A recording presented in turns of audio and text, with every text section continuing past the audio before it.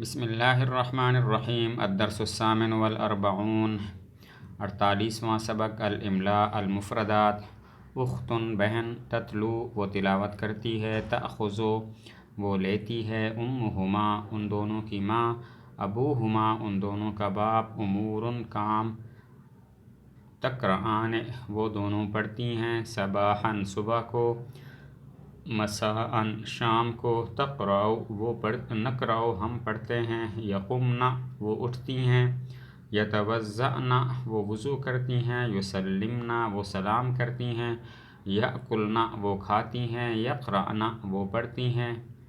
اگر یہ یقرآن ہو تو پھر مطلب وہ دونوں پڑھتی ہیں، ینمن وہ سوتی ہیں۔ الجمل التلمیذۃ المجتہدۃ تحافظ علی اوقاتها محنتی طالبہ اپنے اوقات کی حفاظت کرتی ہے وتصرفها فی الدراسة والمطالعة والمذاکرة والحفظ اور ان اوقات کو خرچ کرتی ہے پڑھنے میں، مطالعہ میں، تکرار میں اور یاد کرنے میں۔ ذهبت الطالبتان إلى المدرسة دو طالبہ اسکول گئیں ودخلتا فی المدرسة اور داخل ہوئیں مدرسہ میں۔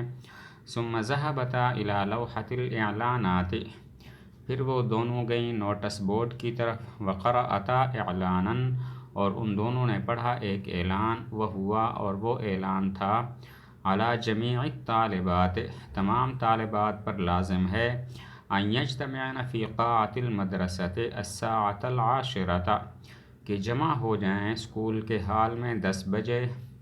تحضر الاجتماع معلمات فاضلات آئیں گی اجتماع میں فاضل استانیاں ویخاطبن التلمیذات اور طالبات کو خطاب کریں گی وینصحنہن بنصائح طیبۃ اور ان کو نصیحتیں کریں گی اچھی نصیحتیں۔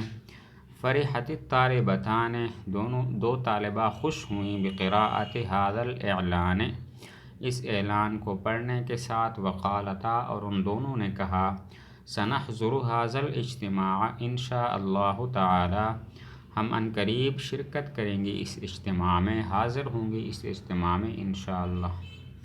آگے املاء کے چند قواعد بیان کیے ہیں کہ حمزہ قطعی کسی لفظ کے درمیان میں آ جائے تو اس کے لکھنے کے یہ قاعدے ہیں۔ نمبر 1، حمزہ سے پہلے یا ساکنہ ہو تو حمزہ کو چھوٹے سے دندانے پر لکھا جائے گا، جیسے حیئۃ اور بیئۃ ھذا شیئک۔ اس میں دیکھیں حمزہ ہے اور اس سے پہلے یا ساکن ہے تو حمزے کو دندانے کے اوپر لکھ دیا۔ دوسرا قاعدہ یہ ہے حمزہ سے پہلے واو ساکن آ جائے تو اس حمزے کو الگ لکھیں گے، وضوءک اور ضوءک اور توأم۔ اس میں حمزہ کو دیکھیں تو اس سے پہلے واو ساکن ہے، اسی وجہ سے حمزے کو الگ لکھا۔ تیسرا قاعدہ یہ ہے کہ حمزہ سے پہلے الف آ جائے اور حمزہ پر زبر ہو تو اسے الگ لکھا جائے گا، حمزے کو الگ لکھا جائے گا، جیسے تفاعل اور خذ رداءک اور ہما جاء۔ اس میں حمزہ کو دیکھیں اس سے پہلے الف ہے اور حمزہ کے اوپر زبر ہے، اسی وجہ سے حمزہ کو الگ لکھا۔ چوتھا قاعدہ یہ ہے کہ حمزہ ساکن ہو تو اس کو پہلے حرف کی حرکت کے مشابہ حرف کی صورت میں لکھا جائے گا۔ اس کا مطلب ہے کہ حمزہ ساکن ہو اور اس سے پہلے زبر ہو تو حمزہ کو الف کی صورت میں، اس سے پہلے زیر ہو تو حمزہ کو یا کی صورت میں، اس سے پہلے پیش ہو تو حمزہ کو واو کی صورت میں لکھیں گے۔ اس سے پہلے زبر ہو جیسے رأیٌ، زیر ہو جیسے بئرٌ اور ذئبٌ، اور پیش ہو تو اس کی مثال ہے سؤلٌ۔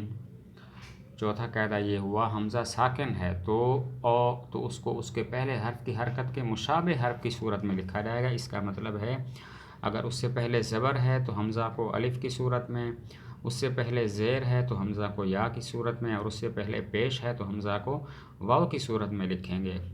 حمزہ سے پہلے زبر ہو جیسے رأیٌ، زیر ہو جیسے بیرٌ اور ذئبٌ، اور پیش ہو تو اس کی مثال ہے سؤلٌ۔ اور پانچواں قاعدہ یہ ہے کہ حمزہ مکسور ہو تو ہر حال میں اس کو یا کی صورت میں لکھیں گے، جیسے اسئلہ، مسائل اور سئلہ۔ اس میں دیکھیں تو حمزے پر کسرہ ہے، اسی وجہ سے اس کو یا کی صورت میں لکھا گیا۔